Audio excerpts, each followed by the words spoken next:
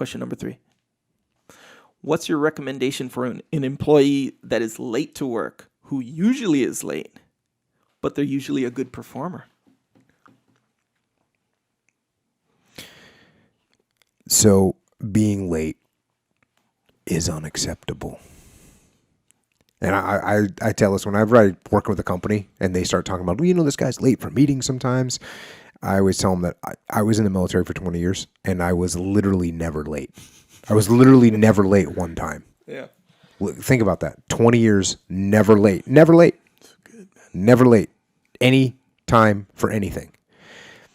We would show up at work in the morning so early that even if the worst case scenario, I got T-boned on the way to work, I would still be able to get insurance, get everything covered, get a cab, and still show up and be an hour early. So you're right in the fact that being on time is definitely very, very important. So people shouldn't be late. So now with this individual, you got someone that's showing up late for work. You got it like any other leadership challenge. What I would attack is making sure they understand why. Why is it important? Some people never make the connection as to why being on time is important.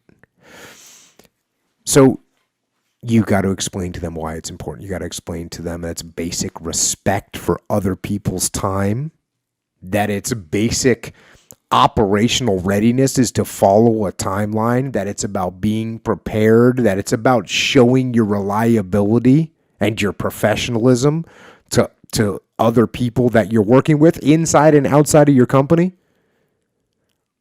And even Sun Tzu, and I didn't say this during the podcast that we did about Sun Tzu, and I can't believe I didn't say it, because I always believe in waking up early and being early. And Sun Tzu said that he who is waiting on the battlefield is going to win, and he who is rushing late to the battlefield is going to lose. Well, that's the way your life is too. And if you're rushing and your things are disorganized and you're running late, it's horrible. Mm-hmm. But if you wake up early and you show up early and you're ready and you're prepared and you're waiting on the battlefield, you're going to win. That's all there is to it.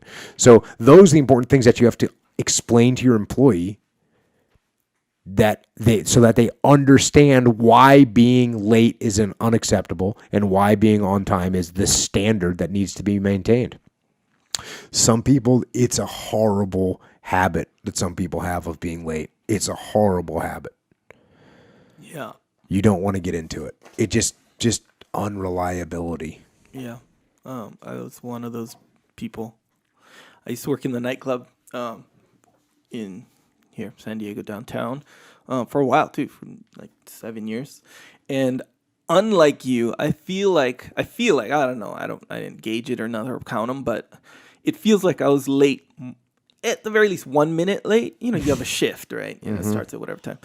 Either 1 minute late or 10 minutes late. I feel like I was late more times than I was on time. I feel like, right. So my dad was always late. I come from a long line of late guys, so to speak. But nonetheless, but I was this guy. I was the guy. I was a good performer. Right. I felt like, according to my bosses and stuff, and I would, I'd do well. Other than the time thing, I was pretty reliable, very reliable in the nightclub industry. So. And I'd always justify it like, man, all this time I would, take to be prepared to get there and find parking and all this stuff. I could be doing something else in my life or whatever. Not necessarily useful stuff, but just something else. Why do I have to work while I'm not working? Like preparing for work. I don't know. That was kind of my attitude. As long as I have good output, as long as my job is being done, it's fine. So when I stopped when I was done with the nightclub industry, Jade, my brother, he explained it to me and the thing that that really kind of hit me was being late is a blatant disregard and a blatant display of disrespect to the person or people who are waiting for you. No doubt about it. To their time, time is like, when you really think about it, it's the most valuable thing you have. So even if you're talking about 1 minute or you're talking about 1 hour, you are wasting that person's time. If you have a meeting or something, right? You show up 5 minutes late, people are waiting for you to start the meeting. That's 5 minutes gone where, we still have to go over that material. So we're going to spend an extra 5 minutes just because you were late, because you failed to prepare. Everyone else was there on time, and you're the one doing it, So, and then also I learned through, I want to say it was a book I read. I forget where, but where one of the two main things that ensure your success or will get in the way of your success is reliability. Being reliable. So and one day I went to the store, right, and my wife sends me on this shopping spree. She says, "Get this kind of tomatoes, like canned tomatoes," but it was like this specific kind.